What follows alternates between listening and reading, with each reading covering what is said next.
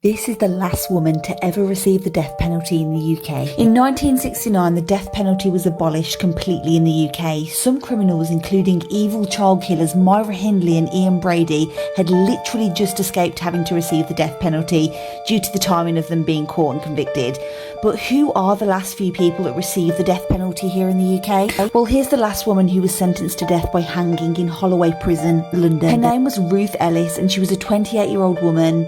Ellis was a young woman living her life as a nightclub hostess, which was often a chaotic life for her, getting caught up in a lot of relationships with different men she'd meet, but nobody would quite affect her like a young man named David Blakely. She ended up getting into a relationship with him. I'm not sure if it was just sex or whether they were in a proper emotional relationship, but either way, it was bad from the get-go. Because he was the kind of guy that was a player, he was a race car driver, and he was actually engaged to be married to another woman. It's reported that Ruth actually got pregnant by David, but she miscarried after he hit her stomach.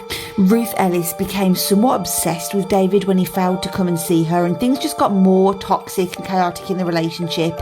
And then, on Easter of 1955, she took a gun and shot David Blakely to death outside of a pub in Hampstead, London. By some coincidence, an off-duty police officer happened to be there and arrested her straight away, and she was taken into custody. She was put on trial and sentenced to death by hanging. During her trial, she said the words, "It was obvious that when I shot him, I intended to kill him," which clearly proved intent, which was required in order to be punished by the death penalty, which ultimately was carried out in Holloway Prison.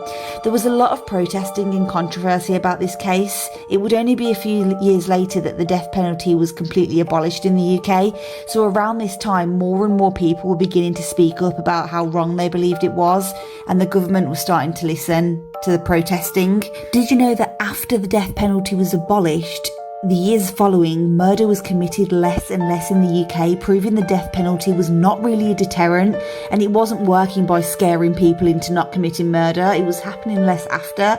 This is a fact that haunted a lot of people that helped or assisted in the executions of these people. Thanks for watching, and make sure to come back for more UK crime cases.